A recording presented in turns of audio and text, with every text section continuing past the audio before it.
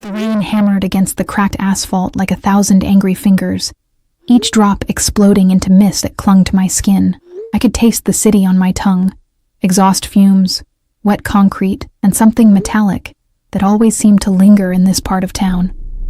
My fingers trembled as I fumbled with my keys, the cold metal slipping twice before I managed to grip them properly. 3 double shifts this week. My body felt like it belonged to someone else, heavy and disconnected, moving through muscle memory alone.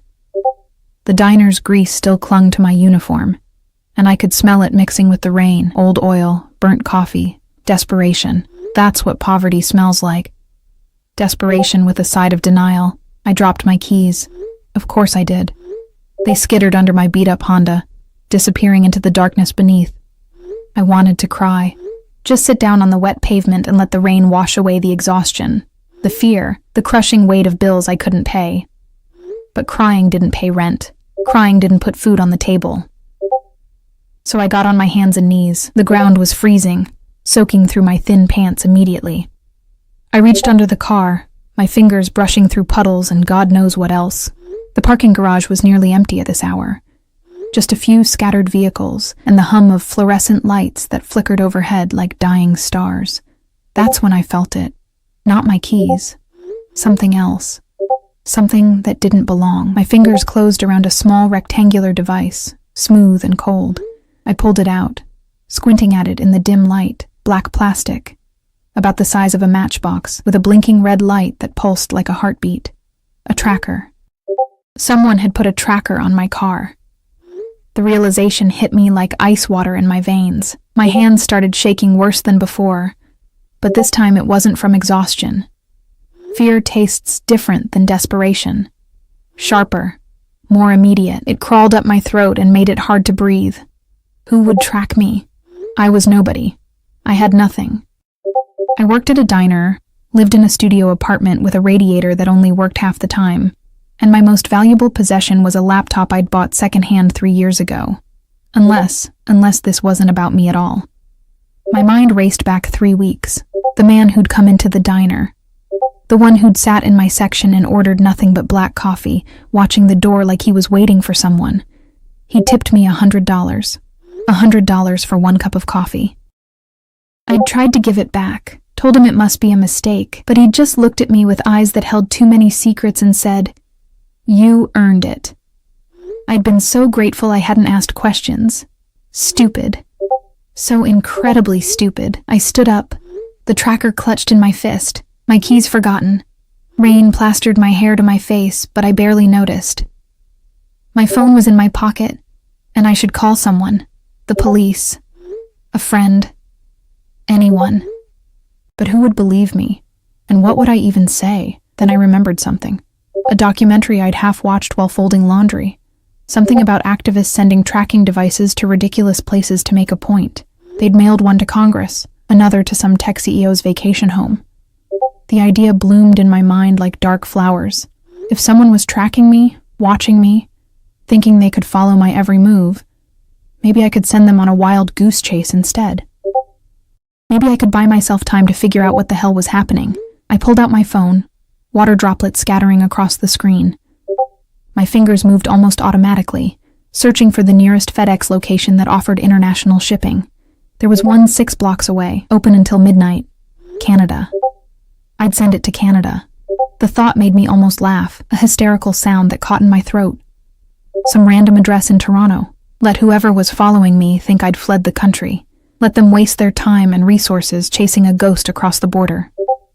I found my keys wedged against the tire and drove to FedEx with my heart in my throat, checking my rearview mirror every 3 seconds.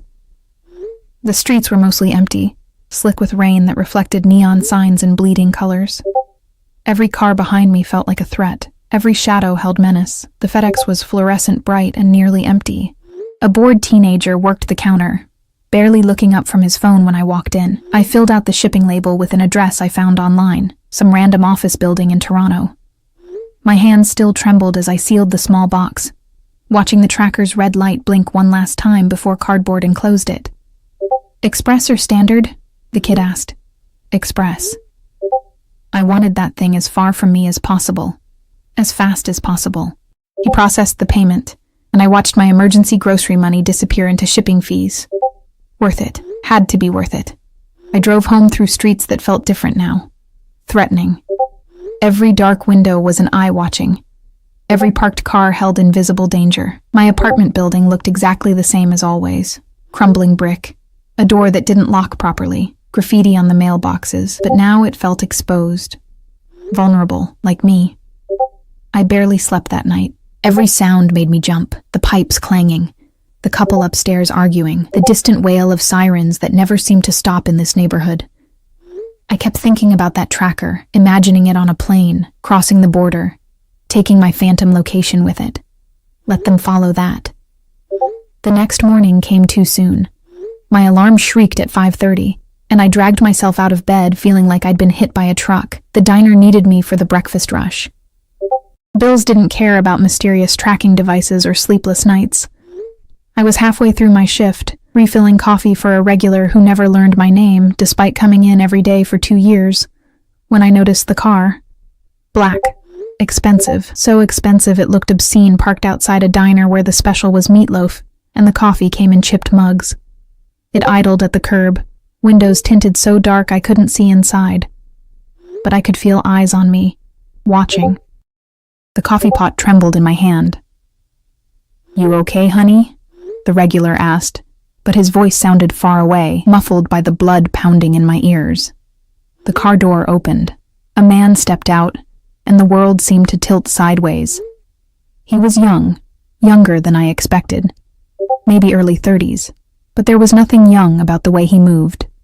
Each step was calculated, measured, carrying a weight that made other people on the sidewalk instinctively move aside without knowing why. He wore a dark suit that probably cost more than I made in 6 months, perfectly tailored to a frame that suggested both power and danger.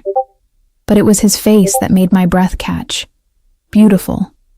Devastatingly, cruelly beautiful, in a way that felt almost offensive. Sharp jawline, dark hair styled with careless precision, and eyes.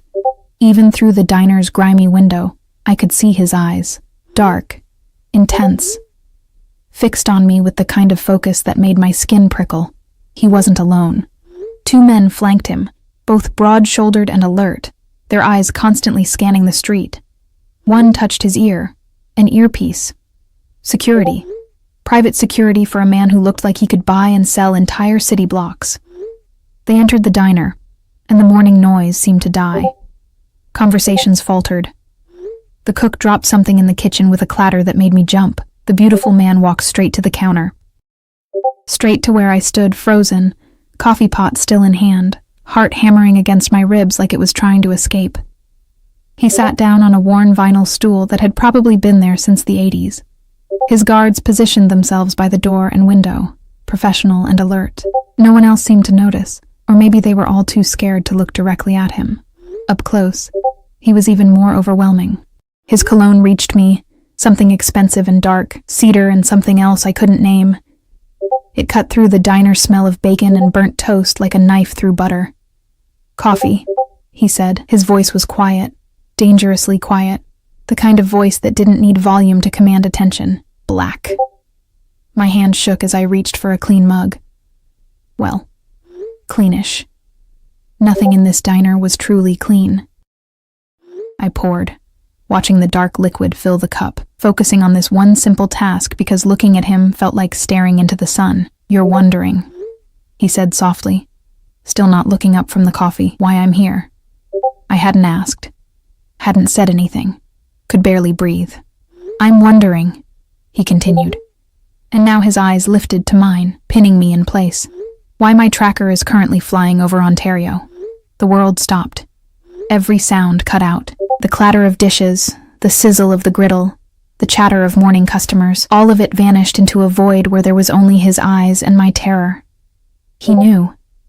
He knew. And he was here. And I had been so incredibly stupid. My voice came out as barely a whisper. Don't lie to me." Still quiet. Still devastatingly calm, but underneath that calm was something else. Something that made my survival instincts scream. "You found it. Last night. Parking garage. Approximately 11:47 p.m. You held it in your hand for 3 minutes and 42 seconds before driving to FedEx. He knew everything. Had known everything, while I thought I was being clever. You shipped it express to 445 Wellington Street, West Toronto, a mailbox rental facility.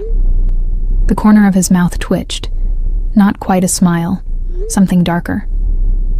Creative. I'll give you that. My fingers tightened around the coffee pot. I don't know who you are or what you want, but I don't have anything. I'm nobody. There's nothing. You're right.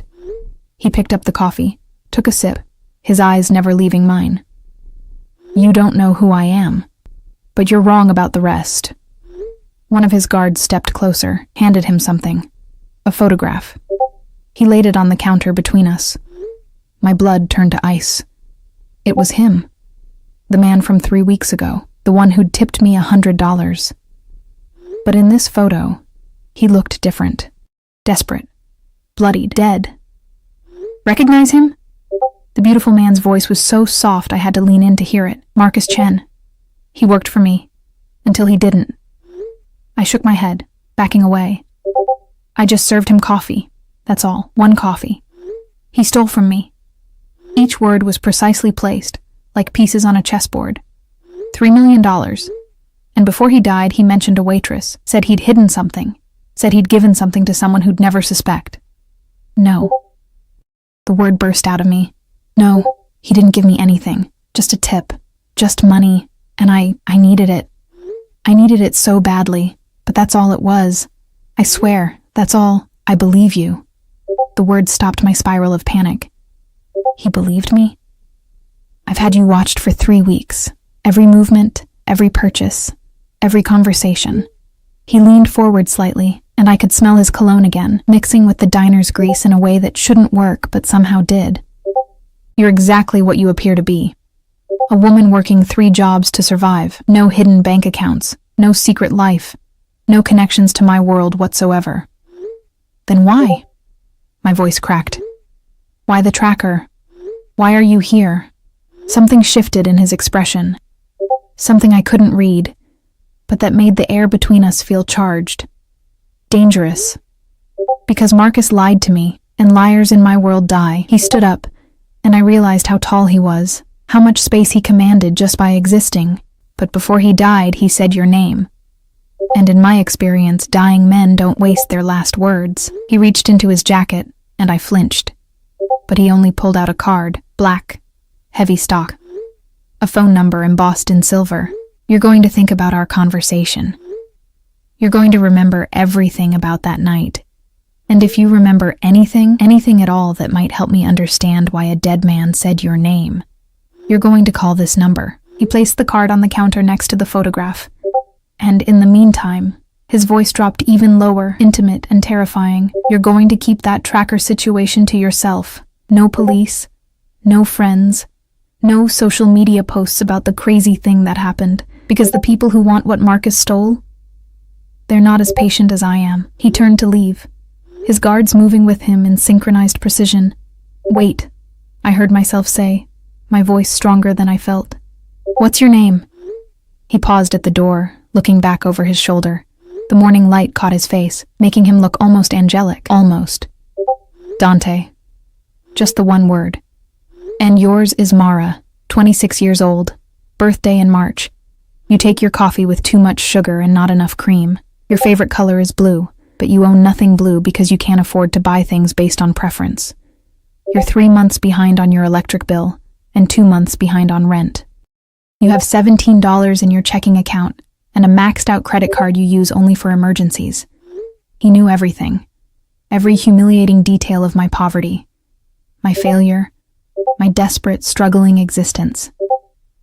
And now, he said, his eyes holding mine across the diner, you belong to me. The door closed behind him, the black car pulled away, the world started making noise again. But I couldn't move, couldn't breathe, could only stare at the black card on the counter, at the photograph of a dead man who'd somehow trapped me in something I didn't understand. My manager yelled something about customers waiting. The regular asked for his check. The morning continued around me like nothing had changed. But everything had changed. I picked up the card. It was warm from being in his jacket. And that small detail felt obscenely intimate. You belong to me. What the hell did that mean?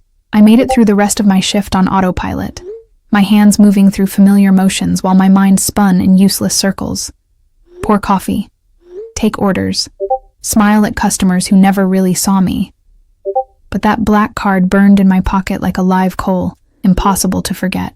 You belong to me. The words echoed in my head with every step, every breath. What kind of person said something like that? What kind of world had I stumbled into where a man could track someone, corner them at their workplace, and claim ownership like it was the most natural thing in the world? I should have gone to the police. That's what normal people did when threatened by dangerous men in expensive suits. But every time I reached for my phone, I remembered his eyes, the casual way he'd recited my financial failures, the photograph of Marcus Chen's dead face. And I remembered his warning, the people who want what Marcus stole, they're not as patient as I am. Patience.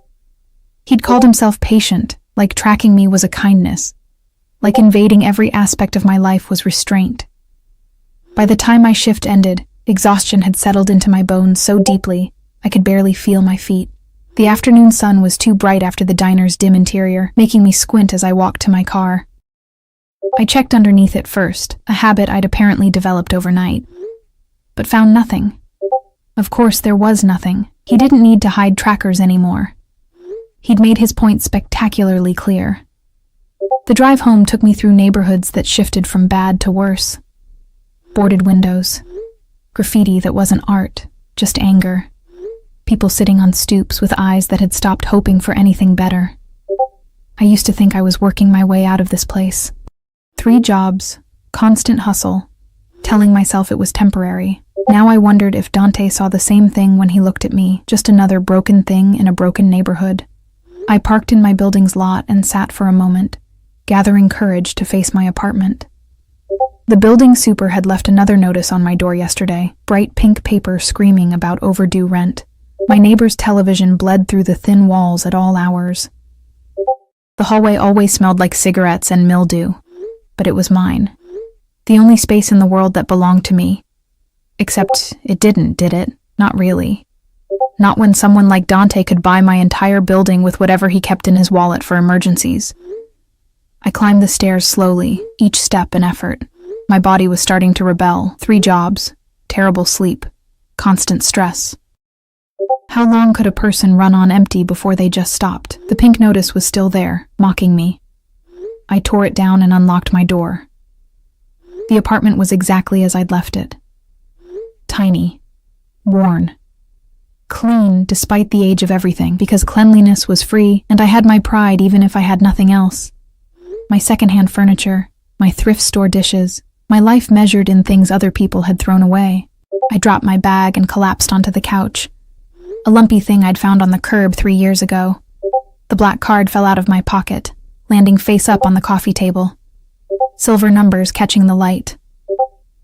I stared at it for a long time, then I got up and made myself move.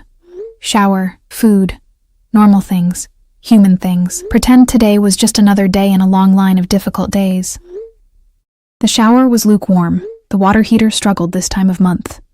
But I stood under it anyway, letting it wash away the diner smell, the fear sweat, the feeling of Dante's eyes on me, except that feeling didn't wash away. It clung to my skin like his cologne had clung to the air between us. I was toweling my hair when someone knocked on my door. My heart stopped. 3 firm knocks, deliberate, patient. I stood frozen, water dripping down my back. Every horror movie I'd ever seen playing in my head. Nobody knocked on my door. I had no friends who visited, no family who cared. The super just left notices. 3 more knocks, same rhythm, same terrible patience.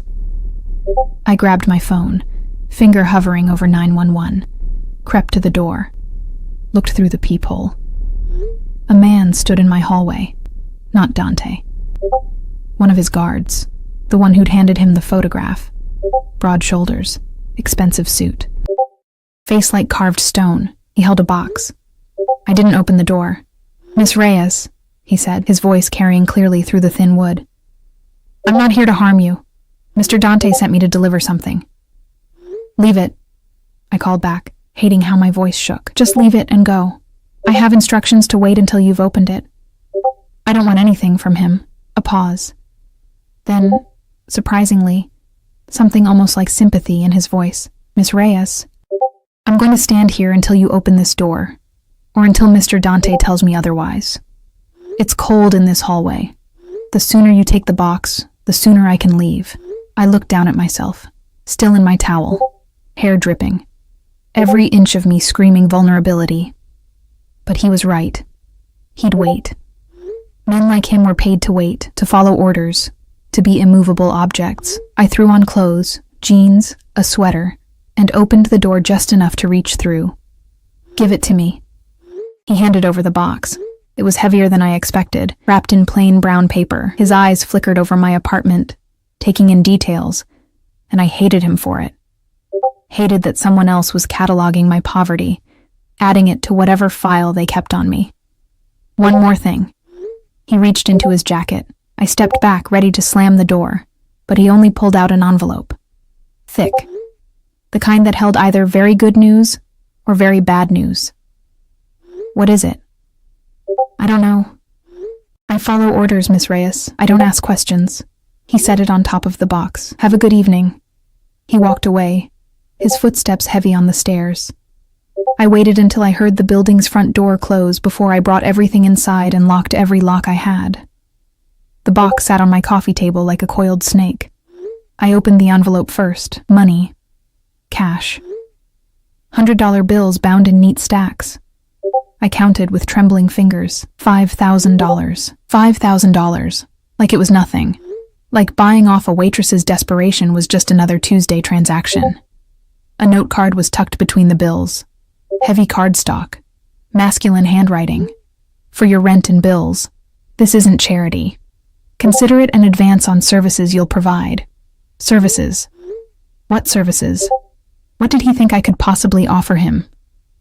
I set the money aside, too angry to appreciate it, too desperate to refuse it, and opened the box. Clothes. Designer clothes. I recognized some of the labels from magazines I'd flipped through at the grocery store while waiting in line. A dress. Dark blue. He'd said blue was my favorite. The fabric felt like water between my fingers. So soft it seemed impossible. Shoes. Real leather. The kind that molded to your feet instead of giving you blisters. Underwear. I dropped those immediately, my face burning. He'd sent me underwear. Expensive underwear that probably cost more than my entire current wardrobe. At the bottom of the box, another note. Tomorrow night, 8 p.m. The address is on the back. Wear the blue. I flipped the card over. An address in the part of the city where people like me didn't go, where buildings had doormen and parking garages and the kind of security that asked questions. He was insane. He had to be insane.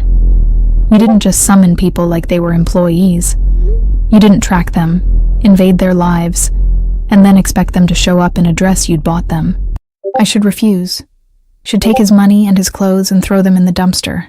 Should block his number, change my shifts, disappear into the city's masses. But even as I thought it, I knew I wouldn't. Because he'd been right about everything else. The $17 in my account. The overdue bills. The desperate, clawing fear that I'd end up on the streets, another invisible person the city stepped over without seeing. $5,000 would keep me afloat for months, would give me breathing room I hadn't had in years. And maybe if I went, if I listened to whatever he wanted, I could figure out how to get out of this, how to convince him I was useless, how to make myself so boring, so ordinary, that he'd lose interest and move on to more important things. I held the dress up to the fading light from my window. It was beautiful, the kind of beautiful I'd never imagined touching, let alone wearing. For just a moment, I let myself imagine it, walking into some expensive restaurant or whatever place he'd summoned me to, wearing something that actually fit properly, that made me look like I belonged. The fantasy died quickly. I didn't belong. Not in his world, not anywhere near a man who spoke about ownership like it was his right. But I'd go. God help me, I'd go. Because poverty makes you do things pride says you shouldn't. Because fear is a better motivator than dignity. Because somewhere in the last 24 hours, my life had stopped being mine, and I didn't know how to take it back. I spent the next day in a haze of anxiety and terrible sleep. Called in sick to my evening shift at the diner. The first time I'd called in sick in 2 years. Used some of Dante's money to pay my rent in cash, watching the super's eyebrows rise when I handed over the bills. Took the pink notice down and threw it away, feeling a satisfaction that immediately curdled into guilt. This was what he wanted, to make me dependent, to tie me to him with money and fear until I couldn't remember what freedom felt like. By 7 p.m., I was staring at myself in my bathroom mirror, barely recognizing the woman looking back. The dress fit perfectly. Of course it did. He'd known my size, probably down to the inch. It hugged curves I usually hid under baggy clothes, made my skin look less tired, made me look like someone who mattered. The shoes were torture, beautiful torture, and I wobbled in them like a newborn deer. My hair, usually pulled back in a practical ponytail, hung loose around my shoulders because nothing else seemed to fit the dress. I looked expensive, like a convincing forgery of someone important. The address was 40 minutes across the city by bus. I couldn't afford a cab, wouldn't afford a cab, even with his money burning in my pocket. The bus was crowded with evening commuters, and I felt their eyes on me. The dress was all wrong for public transportation. Too nice, too out of place, just like me. The neighborhood shifted as we traveled, getting cleaner, brighter, safer with each stop. Buildings grew taller, cars grew shinier, people on the sidewalks moved with the confidence of those who'd never worried about rent. I got off at a stop near the address and walked the last 3 blocks. My feet already hurt. The evening air was cold, and I hadn't thought to bring a jacket. Didn't own one nice enough for this dress anyway. The building was everything I'd expected and worse. Glass and steel, a doorman in an actual uniform, lighting that looked like art, the kind of place where my old clothes would have gotten me escorted out before I reached the elevator. But in this dress, the doorman smiled. "Good evening, miss. Name?" "Mara Reyes. I'm expected." He checked his tablet, nodded. "Penthouse, mister. Dante is waiting." Of course he had the penthouse. Where else would a man like him live?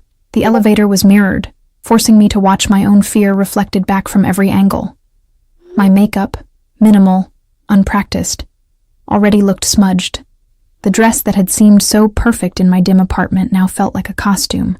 I was a child playing dress-up in adult clothes. The elevator climbed. My ears popped. My heart raced. When the doors opened, they revealed a private foyer, dark wood. Real art on the walls, a door at the end that stood slightly ajar. I stepped out on shaking legs. The elevator closed behind me with a soft chime that sounded like a trap snapping shut. "Come in, Mara," Dante's voice called from inside. "I've been waiting." I walked forward because there was nothing else to do. Pushed open the door, stepped into another world. The penthouse was massive. Floor-to-ceiling windows showed the city spread out below like scattered jewels. The furniture looked like it belonged in a museum. Everything was clean lines and careful placement, the home of someone who controlled every detail of their environment. Dante stood by the windows, his back to me, silhouetted against the city lights. He wore dark slacks and a white shirt, sleeves rolled to his elbows. Casual, comfortable, devastatingly attractive in a way that made my mouth go dry. He turned as I entered, and his eyes traveled over me slowly, thoroughly, like he was inspecting a purchase. "You wore the blue," he said, and there was satisfaction in his voice. "Good." I lifted my chin, clinging to whatever pride I had left. "You didn't give me much choice." "There's always a choice, Mara." He moved closer, each step deliberate. "You could have burned the dress, kept the money and disappeared, run to the police despite my warning." He stopped just in front of me, close enough that I could smell his cologne again. "But you didn't. You're here, wearing what I bought you. That was your choice." He was right, and I hated him for it. "Why am I here?" My voice came out steadier than I felt. "What do you want from me?" "Dinner," he said simply. "I want to have dinner with you." Dinner. The word hung in the air between us, absurd in its normalcy, as if men like him had dinner with women like me, as if this was a date instead of whatever twisted game he was playing.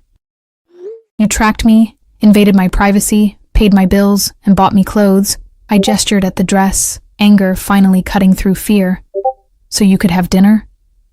Yes. No elaboration, no explanation. Just that single word, delivered with the confidence of someone who expected the world to arrange itself around his desires. He moved past me, and I caught his scent again, cedar and something darker. Something that made my pulse quicken in a way that had nothing to do with fear, and everything to do with a traitorous awareness I didn't want to name. The dining area was set for two. Candles flickered on a table that probably cost more than my car. Through an open door, I could see the kitchen where someone moved. A chef, I realized. He'd hired a private chef for this dinner. Sit, Dante said, pulling out a chair. I didn't move. I don't understand what's happening. Then let me explain. He remained standing by the chair, waiting with that infinite patience he'd mentioned. Marcus Chen was more than an employee. He was family. Or I thought he was. When family betrays you in my world, there are consequences. But before those consequences, there are questions. He gestured to the chair again. This time I sat, if only because my feet were screaming in these beautiful, terrible shoes. Dante took the seat across from me. The chef appeared with the first course, something artfully arranged on pristine white plates. I couldn't have named it if my life depended on it. For 3 weeks I've had you watched, he continued, as if discussing something as mundane as the weather. Every moment catalogued, every interaction recorded, looking for any sign that Marcus passed you something. Money, information, anything that would explain why his last words were your name. The food sat untouched between us. I couldn't imagine eating, not with my stomach in knots, not with those dark eyes studying my every reaction. I found nothing. You're exactly what you appear to be. A woman drowning slowly, working herself to death for pennies. Something shifted in his expression. Not quite sympathy. Something more complicated. Do you know what I realized yesterday, Mara? While watching you scrub tables at that diner for the 3rd consecutive hour? I shook my head mutely. That Marcus wasn't talking about what he'd given you. He was talking about what he'd taken from you. The words made no sense. He didn't take anything. I never saw him again after that night. Not from you directly. Dante leaned forward, candlelight catching the sharp planes of his face. But from your future, your potential. He saw you, probably exactly how I saw you, and realized something valuable. I'm not valuable. I'm nobody. Stop saying that. The command came sharp and sudden, the first real edge in his voice. You diminish yourself with every breath. It's tiresome. Heat rushed to my face, shame and anger mixing into something volatile. You don't get to tell me how to speak about myself. You don't know anything about me except what you've stolen by spying. I know you work 80 hours a week and still can't make rent. I know you haven't bought new clothes in 2 years. I know you eat 1 meal a day so you can save money. I know you applied to college 3 times and never attended because you couldn't afford it. His voice remained level, each fact delivered like a blade.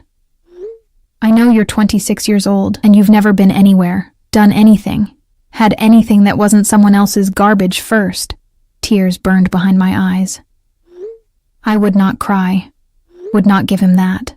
I also know, he continued, his voice dropping lower, that you're smarter than anyone in that diner. That you teach yourself programming languages from library books.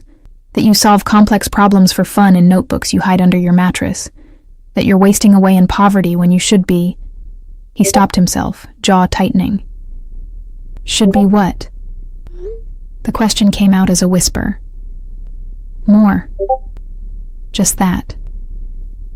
You should be more than what that neighborhood allows you to be. I picked up my fork, if only to have something to do with my hands. The food was probably incredible, but it tasted like ash in my mouth. This is insane. You can't just decide someone should be more and then, what? Buy them? Claim them? Why not? No shame in the question, pure curiosity. I have resources you'll never access on your own. Opportunities that would take you decades to earn, if you survived long enough. I could change your life with a phone call. In exchange for what? Because there was always an exchange. Always a price. What do you really want from me, Dante? He was quiet for a long moment, studying me with an intensity that made my skin prickle. When he finally spoke, his words were careful, measured. Marcus told me about a woman who reminded him of his sister, someone kind despite having every reason to be bitter, someone who smiled at him like he was human, not a criminal. His fingers drummed once against the table. He was sentimental. It got him killed. But before he died, he said I should find you. Said you deserved better than what life had given you. So this is... what? Charity? Fulfilling a dead man's wish? No. The word came fast, sharp. This is entirely selfish. My heart hammered against my ribs. I don't understand. I know. He stood abruptly, moving to the windows. The city sprawled below, millions of lights, millions of lives, all of them tiny and distant from up here. I've built an empire on violence and fear. I've done things that would horrify you. I am not a good man, Mara. I want that understood from the beginning. Then why? Because I saw you. He turned back, and something in his expression made my breath catch. Something raw, hungry. I saw you on those surveillance feeds, and I couldn't look away. The way you move through the world like you're apologizing for existing, the way you're kind to people who don't deserve it, the way you're drowning and still trying to save yourself. He crossed the space between us in 3 strides, suddenly close, suddenly overwhelming. I pushed my chair back, standing on instinct, and he stopped just short of touching me. I want to keep you, he said simply. Not as a possession, not as a transaction, but as something that belongs in my life. Something clean in all this darkness. That's insane, I breathed. You don't even know me. I know enough. His hand lifted, hovering near my face but not quite touching. I know you found my tracker and instead of going to the police, you sent it on a ridiculous journey to Canada. I know you're clever enough to see the trap, but desperate enough to walk into it anyway. I know you're terrified right now, but still standing your ground. His fingers brushed my cheek, feather-light. I should have pulled away. Every instinct screamed to run. I didn't move. I can give you everything, he said softly. Safety. Security. A life where you never have to scrub another table or smile at another man who looks through you like you're invisible. All I ask is that you stay close. That you let me... He paused, searching for words. That you let me take care of you. You mean control me. Yes. No hesitation. No pretty lies. I won't pretend otherwise. I'm a possessive man, Mara. What's mine, I keep. What I protect, I own. I'm not yours. Not yet. His thumb traced my jawline, and I hated how my body responded. How warmth pooled low in my stomach, despite everything. But you will be. You're insane. I stepped back, breaking contact. This whole thing is insane. I'm leaving. I made it 3 steps before he spoke again. If you leave now, you leave with nothing. No money, no protection. And the people looking for what Marcus stole? They're not as patient as I am. They've been watching you too. Ice flooded my veins. What? Did you think I was the only one who knew about Marcus's last words? He moved to a table, picked up a tablet, and held it out to me. Look. The screen showed surveillance footage. Grainy, dark, but clear enough to recognize my building, my street. A black van parked across from my apartment. Men watching. They've been there for 2 days, Dante said quietly, waiting to see if you lead them to whatever Marcus hid. So far, I've kept them at bay. Made it clear you're under my protection. But if you walk away from me tonight, that protection ends. My legs felt weak. I sat down hard, staring at the footage. This can't be real. It's very real. Marcus stole from some extremely dangerous people. People who make me look like a saint. He set the tablet aside. They'll take you, question you. And when they realize you don't know anything, they won't just let you go. Why would they think I know anything? Because Marcus said your name. That's enough. He crouched in front of me, bringing his eyes level with mine. You're in this now, whether you want to be or not. The only choice you have is who protects you. The tears I'd been fighting finally escaped. Hot tracks down my face. I didn't ask for this. I didn't do anything. I know. His voice gentled. Life isn't fair, Mara. You of all people should know that by now. He was right, and I hated him for it. Hated how easily he'd cornered me. Hated that every exit he'd left open led to something worse than staying. What do you want from me? I whispered. Everything. No hesitation. I want you to move into one of my properties. Somewhere safe. Somewhere I can guarantee your protection. I want you to stop working yourself to death. I want you to let me provide for you. And in exchange, you stay close. You answer when I call. You don't lie to me. His hand covered mine. And you give me a chance to show you that this doesn't have to be a prison, that what I'm offering is freedom, not captivity. That's not how this works. You're describing a cage with better furnishings. Perhaps. He stood, pulling me up with him. But it's a cage where you'll survive, where you'll have time to breathe, to think, to become whatever you're capable of becoming. Out there? He gestured to the windows. You have maybe 6 months before you collapse from exhaustion, or those men in the van lose patience. My mind raced, looking for options that didn't exist. Every path led back to him. Every choice was an illusion. I need time, I finally said. I need to think. No. Firm. Final. You decide now, Mara. Stay or go. But choose knowing that leaving means you're on your own. The penthouse felt too small suddenly. Too warm. The walls closing in like a trap. I looked at him. Really looked at him. Trying to see past the beautiful face, the expensive clothes, the carefully controlled exterior. Trying to see what kind of man made offers like this. What kind of monster claimed ownership of another person and called it protection. But all I saw was certainty. Absolute conviction that this was right. That he was offering salvation instead of enslavement. Maybe he was insane, or maybe I was, because I heard myself say, okay. Okay? He repeated the word carefully. Yes, I'll stay. Let you protect me. Whatever this is. The words tasted like surrender, but I want rules. Boundaries. I'm not just some doll you can move around however you want. Something fierce and triumphant flashed across his face. Name them. My own space. My own room. You don't just walk in whenever you want. Agreed. I keep my phone. My independence. I can come and go. Within reason. His voice hardened slightly. After what I've shown you, you have to understand that you can't just wander around unprotected. I wanted to argue, but he was right. The van. The men watching. This was real danger, not just his manipulation. Anything else? He asked. If I want to leave, if I change my mind, you let me go. Silence stretched between us. His jaw tightened. Something dark flickered in his eyes. No, he said finally. That's the one thing I can't promise. Once you're mine, Mara, I don't let go. That's not... I'll give you everything else. Safety. Freedom within reason. Respect for your boundaries. But walking away? He shook his head. That's not an option.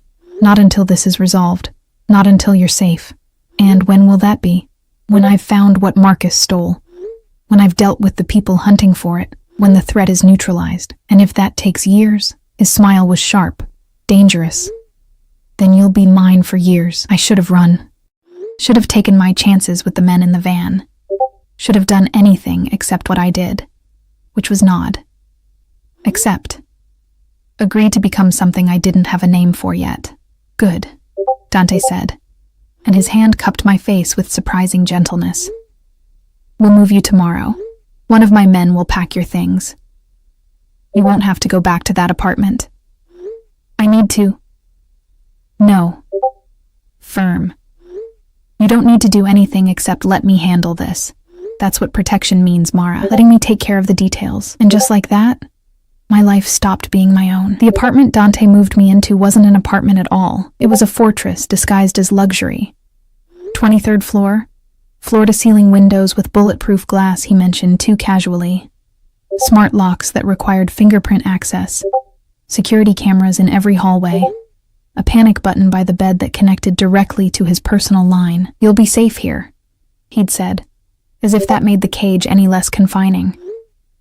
That first night, I stood at those windows and watched the city breathe below. Somewhere down there was my old building, my old life. The version of me who'd scrubbed tables and counted pennies. She felt like a stranger now, someone I'd been in another lifetime. The apartment had 2 bedrooms. He'd kept that promise at least. Mine was decorated in soft grays, and that blue he'd mentioned, with a bed so comfortable it felt obscene. Everything was new. Everything was expensive. Everything was chosen by someone who'd studied me like a textbook and knew exactly what I'd never let myself want. I hated how much I loved it. Sleep didn't come easily. Every shadow felt like a threat. Every sound made me jump. I kept thinking about the van, about men watching my old building, waiting for a woman who'd never come home. Morning arrived too bright. Sunlight flooding through windows I hadn't learned to close properly. My phone buzzed on the nightstand, a text from an unknown number. Good morning. Breakfast is in the kitchen. Eat. I'll be there at noon. D commands, not requests. Even his texts felt like ownership, but I was hungry. Starving, actually. And the kitchen was stocked like someone had robbed a gourmet grocery store. Fresh fruit. Real coffee. Not the instant kind. Bread that looked homemade. I made toast because it was simple, because complicated felt dangerous somehow. The coffee was perfect. Of course it was perfect. Everything in this gilded cage was perfect except me. I was exploring, trying to understand the boundaries of my new prison. When I heard the lock disengage, my heart jumped into my throat until Dante walked in, looking unfairly good in dark jeans and a charcoal sweater. Casual, like he belonged here more than I did. 2 men flanked him. Security. Always security. You ate, he said, noting the coffee mug in my hand. Approval in his voice, like I was a child who'd completed a basic task. You told me to. And you listened. That's progress. He dismissed his guards with a gesture. They disappeared into the hallway, the door locking behind them with a soft click that sounded like finality. We were alone. Dante moved through the space with easy familiarity, checking windows, adjusting things that didn't need adjusting, marking territory. How did you sleep? He asked. I didn't. That'll improve. Your body needs time to adjust. He turned to face me, and the morning light did devastating things to his features. We need to discuss some practicalities, like how I'm your prisoner, like how we're going to keep you alive. No rise to the bait, just patient correction. My driver will take you anywhere you need to go, within reason, with security. I don't need a driver. I can take the bus. No. Sharp. Final. You don't take the bus. You don't walk alone. You don't go anywhere without protection. That's not negotiable, Mara. I set down my coffee cup with more force than necessary. So, I'm just supposed to sit here? Do nothing? Be nothing? You're supposed to let me handle the danger while you figure out what you want to be. He closed the distance between us, and I refused to step back, refused to show fear. You wanted college. Here. He pulled a tablet from his bag, held it out. Online courses. Pick whatever interests you. I've already set up the accounts. I stared at the tablet like it was a snake. You can't just... I can. I did. The question is whether you'll use it. He set it on the counter between us. You wanted to learn programming, graphic design, business? It's all there. Every resource you never had access to. Bought with what? Your guilt?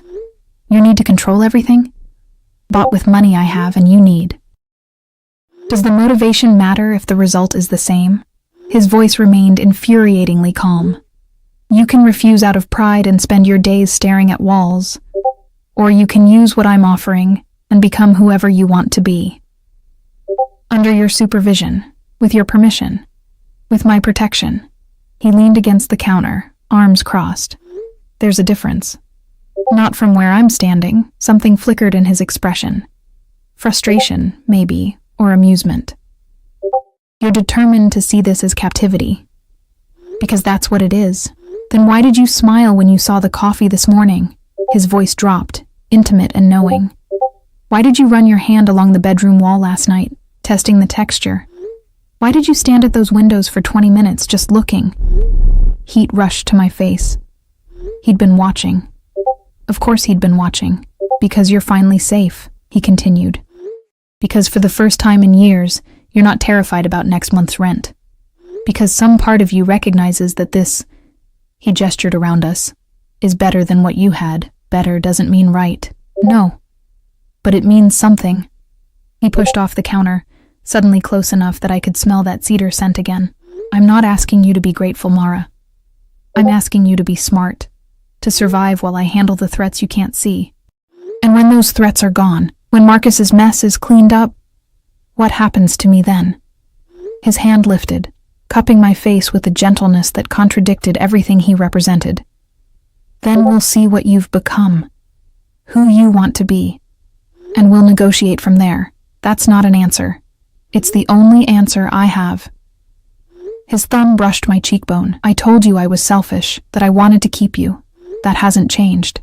But I'm not a monster, Mara. If keeping you means destroying who you are, then there's no point. Pretty words from a man who tracks people and buys their compliance. Yes. No denial. I'm a contradiction. Get used to it. He stepped back, and I could breathe again. Could think through the fog his proximity created. I have meetings today, he said, returning to business mode with dizzying speed. My number is programmed into your phone. You need something. You call. You want to go somewhere. You call. You feel unsafe. You press that panic button. I feel unsafe now, I said quietly. That stopped him. He turned back, something raw crossing his face. Because of me? Because of everything. This apartment, the guards, the tablet full of opportunities I'm supposed to be grateful for. You. I wrapped my arms around myself. Because 3 days ago I was nobody, and now I'm... What? Your project? Your possession? I don't even know what to call this. Dante was quiet for a long moment. His voice carried weight I hadn't heard before. My father told me once that power is knowing exactly how much force to apply. Too little, and you lose control. Too much, and you destroy what you're trying to protect. What does that have to do with me?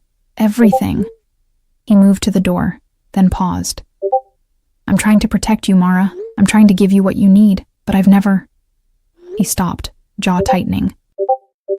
I've never tried to protect something without breaking it first. So if I'm using too much force, you need to tell me, because I can't see the damage from where I stand. The admission felt like more than he'd intended to give. Vulnerability from a man who wore power like armor. What if I told you to let me go? I asked. Right now. What if I said this was too much? Then I'd tell you no. Honest. Brutal. Because your safety matters more than your comfort. Because there are men watching for any sign that my protection has weakened. Because if you walk out that door, you die. Maybe today, maybe tomorrow, but soon. So, I have no choice. You have every choice within these walls, but leaving isn't one of them. Not yet. He opened the door, his guards materializing instantly. Use the tablet. Order whatever you need. Clothes, books, anything. My assistant will handle it. I'll be back tonight. Dante? Yes? I didn't know what I wanted to say. Thank you. I hate you. Please don't leave me alone in this beautiful cage. Nothing. I finally whispered. He studied me for a moment, something unreadable in those dark eyes. Then he was gone, the door locking behind him with that same soft final click. I was alone in a palace that felt like a tomb. The days blurred together in a strange rhythm. Dante appeared and disappeared like a tide. Sometimes at dawn, sometimes late at night. He brought food I didn't ask for. Books he thought I'd like. He'd sit in the living room while I pretended to watch television, working on his laptop, conducting business in quiet phone calls that hinted at violence I didn't want to understand. He never touched me beyond those brief, devastating moments. A hand on my face, fingers brushing mine when passing me coffee. But his presence filled the apartment like smoke, impossible to escape even when he wasn't there. I started using the tablet out of boredom more than gratitude, programming courses that actually made sense, design software I'd never dreamed of accessing. And yes, I smiled when I figured out a particularly difficult concept. Yes, I felt something dangerously close to excitement when I completed my first real program. Dante noticed everything. You're good at this, he said one evening. looking over my shoulder at code I'd written. Better than good. Natural. Don't sound so surprised. I'm not surprised. I'm satisfied. He sat beside me on the couch, closer than necessary. I knew what you were capable of. I'm just glad you're finally seeing it too. Because you gave me no choice? Because you're finally safe enough to try? His hand covered mine on the keyboard. Do you understand yet? This is what I wanted for you. Time, space, opportunity, and control. Don't forget control. I never forget that part. His fingers threaded through mine. But tell me honestly, are you miserable? The question caught me off guard. I wanted to say yes, wanted to maintain my anger, my resentment, my conviction that this was wrong. But I wasn't miserable. Confused, yes. Frustrated by boundaries I couldn't cross. Scared of what I was becoming in this golden cage. But not miserable. I'm learning things, I said carefully. Creating things. That doesn't make this right. No. But it makes it bearable. His thumb traced patterns on my palm. And maybe, eventually, it'll make it something else entirely. What else could it possibly be? He looked at me with an intensity that stole my breath. Whatever we decide it is, the moment stretched between us, charged with possibility and danger in equal measure. I should pull away, should maintain distance, should remember that this man had taken my freedom and called it protection. But his hand was warm in mine. His eyes held something that looked almost like hope. And I was so tired of fighting every moment. I'm going to kiss you, he said quietly. Not a question, a warning. Dante, if you don't want this, say no. I'll stop. I'll leave. But I need to know if what I see in your eyes is real, or if I'm imagining it. My heart hammered against my ribs. This was the line. The moment where this stopped being captivity and became something else. Something I couldn't take back. I don't know what you see, I whispered. Then let me show you. His lips met mine softly, carefully, like I was something precious that might break. The kiss was nothing like I expected. No force, no demand. Just warmth and barely restrained hunger, and a gentleness that made my chest ache. I kissed him back before I could think better of it, before logic could override the want that had been building despite everything. My hand found his shirt, gripping fabric, pulling him closer. He made a sound, half groan, half surrender, and deepened the kiss. His hand slid into my hair, cradling my head, and suddenly gentle wasn't enough. The kiss turned desperate, consuming. Years of loneliness and touch starvation pouring out of me into this moment, with a man who was all wrong in every possible way. When we finally broke apart, both breathing hard, Dante pressed his forehead to mine. This changes things, he said, voice rough. I know, I won't be able to keep my distance anymore. Won't be able to pretend this is just protection. I know, I said again, because what else was there to say? Mara. He pulled back enough to meet my eyes. I meant what I said. You're mine now. Not as property, not as a prisoner, as something I'll defend with everything I have. That's terrifying. Yes. He kissed me again, softer this time. But you're not running. Where would I go? Anywhere. Everywhere. I'd find you, but you could try. His hand cupped my face. But you're not going to, are you? I should. Every instinct for self-preservation screamed at me to run from this man, this feeling, this impossible situation. But I stayed. No, I whispered against his lips. I'm not going anywhere. His smile was fierce and possessive and filled with dark promise. Good. Because now the real negotiations begin. Everything changed after that kiss. And yet nothing changed at all. Dante still disappeared for hours, conducting business I didn't ask about, still returned with tension in his shoulders and shadows in his eyes, still surrounded himself with armed men who treated him like a king, and me like something fragile they'd been ordered to protect. But now when he came home, because that's what it had become, home, he touched me. casual brushes in passing, his hand at the small of my back when we moved through rooms, fingers threading through mine while we sat in silence, him working on his laptop, me absorbed in coding exercises that were finally starting to make sense. And he kissed me. God. He kissed me like I was air and he'd been drowning. 2 weeks passed in this strange new rhythm. I stopped fighting the boundaries quite so hard. Started accepting that the driver wasn't a jailer but protection. That the security wasn't imprisonment, but necessity. I even started to believe him when he said I was safe. That should have been my first warning. It was a Tuesday afternoon when everything unraveled. I was deep into a programming project, so focused I didn't hear the apartment door open. Didn't register danger until Dante's voice cut through my concentration, sharp, commanding, nothing like the gentle tone he used with me. Mara. Bedroom. Now. I looked up. He stood in the doorway with 4 of his men, all of them armed, all of them wearing expressions that made my blood run cold. This wasn't my Dante, the one who brought me coffee and kissed my forehead when he thought I was sleeping. This was the other one, the dangerous one, the Mafia boss who built empires on violence. What's happening? Now. No room for argument. Lock the door. Don't open it for anyone but me. Fear spiked through my chest. Dante. They found you. 3 words that stopped my heart. Not here, not yet, but they're coming. I need you safe while I handle this. The men from the van. The ones hunting for Marcus's theft. They'd finally lost patience.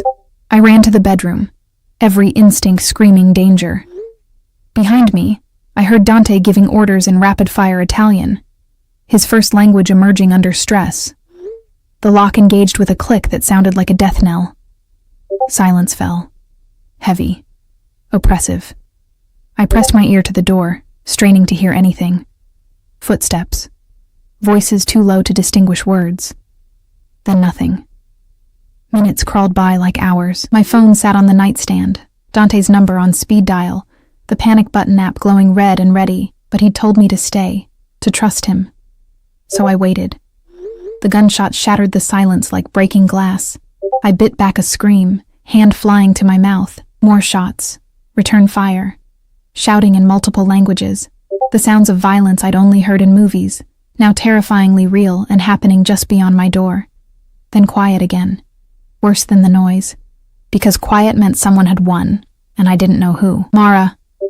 Dante's voice muffled through the door. It's me. Open up. My hands shook so badly I could barely work the lock. When I finally got it open, Dante stood there. Alive. Whole, but with blood on his shirt that might not be his.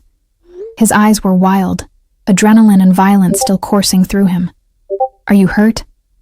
I grabbed his arms, searching for wounds. Not my blood. He pulled me against him, his heart hammering against my ear. It's over. They're gone. Gone as in dead. No hesitation. No remorse. They came for you. Tried to breach the building. My men handled it. I should have been horrified. Should have recoiled from this man who spoke about death so casually, but all I felt was relief that he was alive. That I was alive. That whatever danger had been lurking finally showed its face and lost. We need to leave, Dante said, already moving. This location is compromised. I have another property, more secure. Pack what you need. 5 minutes. But 5 minutes, Mara. We don't have time for discussion. I grabbed essentials in a daze. Laptop, clothes, the few personal items I'd accumulated. Dante was on his phone, coordinating in that clipped tone that meant people jumped when he spoke. His men moved through the apartment with practiced efficiency, clearing evidence, securing exits. The building's private elevator took us down to a garage I'd never seen. Armored SUVs waited, engines running. Dante put me in the middle vehicle, sandwiched between security, and climbed in beside me. Where are we going? I asked as we pulled out into traffic. My house. He took my hand, thumb rubbing circles on my palm, a gesture that had become familiar. Comforting. My actual home. Not a safe house. Not a property. Home. Why now? Because I'm done hiding what you are to me. He turned to face me fully, Those men came for you because they thought you were leverage, a weakness they could exploit. They were right. You are my weakness, but you're also my strength, and I'm finished pretending otherwise. The drive took us out of the city, into hills where houses became estates, and estates became fortresses. Dante's home sat behind gates and walls and security checkpoints that made my previous apartment look like a child's toy. But inside, it was different than I expected. Yes, it was massive. Yes, everything screamed wealth and power, but it also felt lived in. Books scattered across tables, art that looked chosen for love rather than investment, a kitchen that showed signs of actual use. My mother decorated most of it, Dante said, watching me take it all in. Before she died, I haven't changed much. It was the first personal thing he'd ever told me. The first crack in the armor. I didn't know you lost her. Cancer. He set down my bag, ran a hand through his hair. She would have liked you. Would have said I was too rough with you, too controlling. She would have been right. Probably. A ghost of a smile. But she also would have understood why. My father taught me that what you love, you protect. What you claim, you defend. She tried to soften those edges, but he shrugged. Some things are too deeply ingrained. I moved closer to him, drawn by vulnerability I'd never seen before. Tell me about them. Your parents. So he did. We sat in his living room while afternoon bled into evening, and he told me stories. His father, ruthless and brilliant, who built an empire from nothing. His mother, gentle but fierce, who loved a dangerous man and made him human. How they'd taught him contradictory lessons. Be hard, be kind, trust no one, love completely. They sound complicated, I said. They were.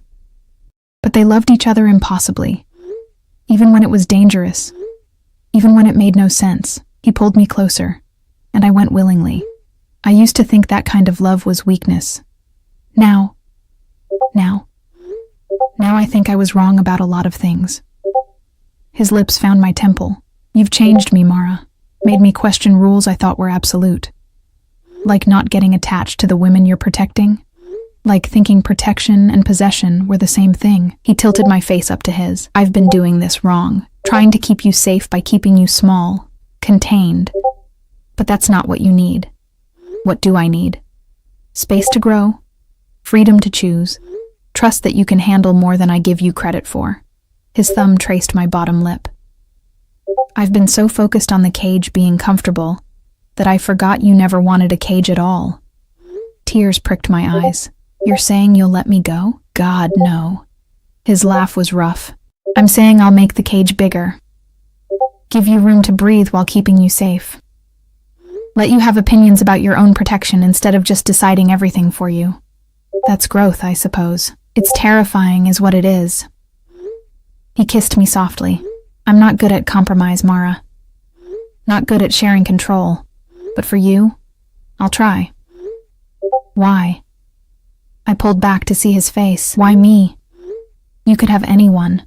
Someone who fits your world. Someone who understands because you're real. Simple.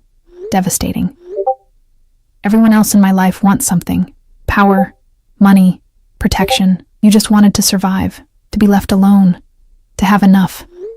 His hands framed my face, and when I gave you more, you didn't grab for it. You questioned it, fought it, made me work for every inch. I'm still fighting it. I know. It's one of the things I love most about you. The word hung between us, love. He'd said it so casually, like it didn't change everything. Dante, I know it's too soon. I know I've done everything wrong. I know you have every reason to tell me to go to hell. His forehead pressed to mine, but I look at you, and I see my future. See something worth being better for.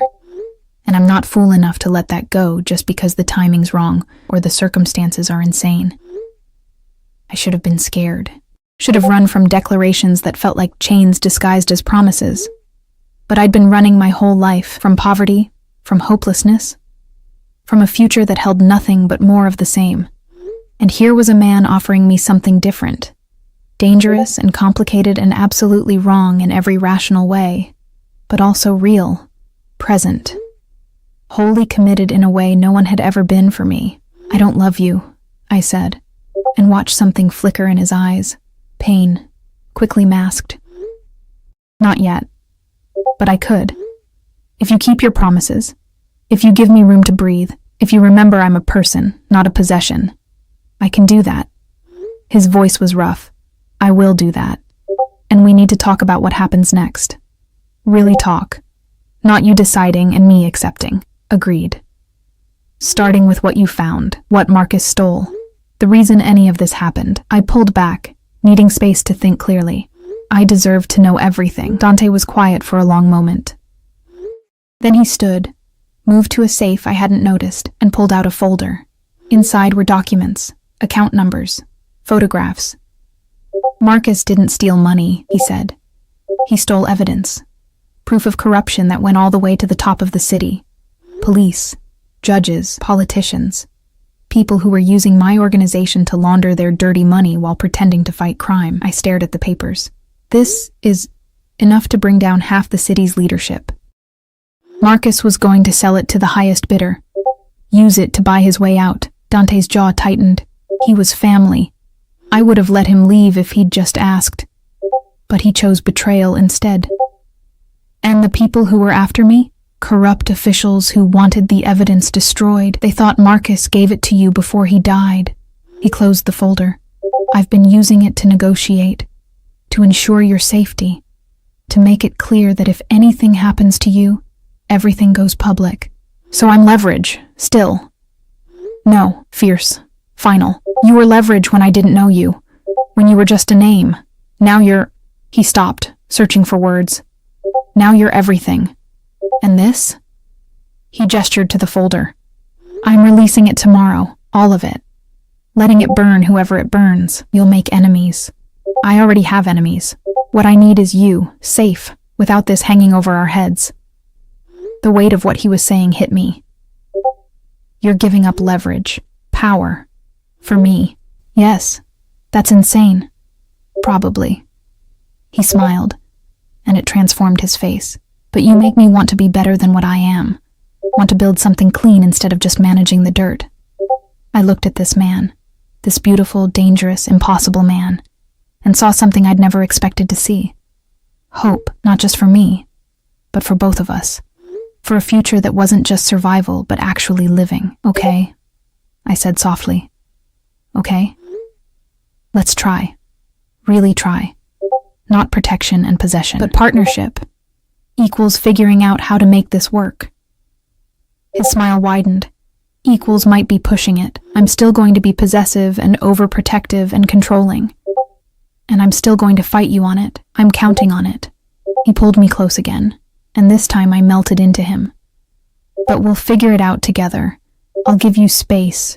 You'll give me patience. We'll both probably fail spectacularly. Sounds perfect, I said against his chest, and somehow, impossibly, it did. The months that followed weren't easy. Dante released the evidence, and the city erupted. Arrests, resignations. His organization took hits from rivals who saw the chaos as opportunity. There were threats, close calls, nights when he came home with that dangerous edge and I had to remind him I wasn't fragile. But there were good moments, too. He enrolled me in university, real classes, real degree. Gave me space to build my own life within the protection he insisted on. Let me make decisions about our future, instead of just announcing them. We fought. God, we fought. About boundaries and control, and his absolute refusal to ever let me take unnecessary risks. But we also learned to compromise, to see each other as partners instead of captor and captive. I learned about his world. The violence, yes, but also the loyalty. The way he protected people who had nowhere else to turn. The strange honor in what he did, even when it was dark. And he learned about mine, came to my first college presentation, and sat in the back, looking absurdly out of place and intensely proud. Celebrated when I got my first freelance programming job, listened when I talked about dreams that didn't include his world at all. I want to start a nonprofit, I told him one evening, 6 months after everything changed. Use technology to help people like I was. Give them opportunities. Do it. No hesitation. Whatever you need. I'll fund it. I don't want your money for this. I want to build it myself. He smiled. Then I'll be your first client, pay you absurd amounts for mediocre work until you're successful enough to turn me down. You're impossible. And you're brilliant. He kissed me thoroughly. Have I mentioned that I love you? He had. Many times. Until finally, 3 months ago, I'd been able to say it back and mean it completely. Now, standing in his kitchen, our kitchen, making coffee while he worked at the table, I looked at this life we'd built from chaos and thought about how far we'd come. What are you thinking about? Dante asked, not looking up from his laptop. That you were right. Sort of. I usually am. About what specifically? That I needed time, space, safety. I brought him coffee. Black, the way he liked it. But you were wrong too. About? He pulled me onto his lap, arms circling my waist, thinking you could keep me. That I'd belong to you. I touched his face, feeling the rough stubble under my fingers. I don't belong to you, Dante, but I choose you.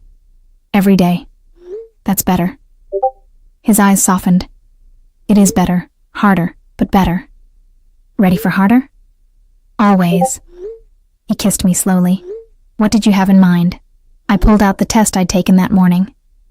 2 lines, clear and unmistakable. Dante stared at it, expression cycling through shock, fear, and something else. Something that looked like wonder. You're pregnant. I held my breath. I know we didn't plan this. I know your world is dangerous, but nothing. His hand spread across my stomach, protective and possessive and gentle all at once. This is everything. You're not scared? Terrified. Honest. Always honest now. But also, his voice broke slightly. Also sure. About you. About us. About building something better for them. Them? I laughed through sudden tears. It's barely cells at this point. Them, he repeated firmly. Our family. The life we're choosing instead of the one that was chosen for us. I kissed him then, pouring everything into it. Love and fear and hope and certainty. This man who'd tracked me, caged me, and then set me free in all the ways that mattered. I love you, I whispered against his lips. I know. His smile was everything, dangerous and gentle, possessive and freeing. You chose me, remember? Best decision you ever made. Second best, I corrected. First was mailing that tracker to Canada. His laugh filled the kitchen, filled our home, filled the life we'd built from impossible circumstances. And somewhere in the city below, people went about their lives, never knowing that a waitress who'd found a tracker and a mafia boss who'd lost his heart had somehow found each other in the chaos. Some love stories were gentle, quiet, expected. Ours was forged in danger and desperation, built on compromises and complications, shaped by a man who didn't know how to love softly and a woman who refused to be owned. But it was ours, chosen, real, and in the end, that was everything. The city lights sparkled below us as evening fell, and I stood at those windows, the ones that once felt like prison bars, with Dante's arms around me and his child growing inside me, and thought about the woman I'd been, the one who'd scrubbed tables and counted pennies and believed she'd never be more than invisible. She deserved to know she was wrong, that sometimes the tracker you find under your car leads exactly where you need to go, even if the destination is nothing like you imagined.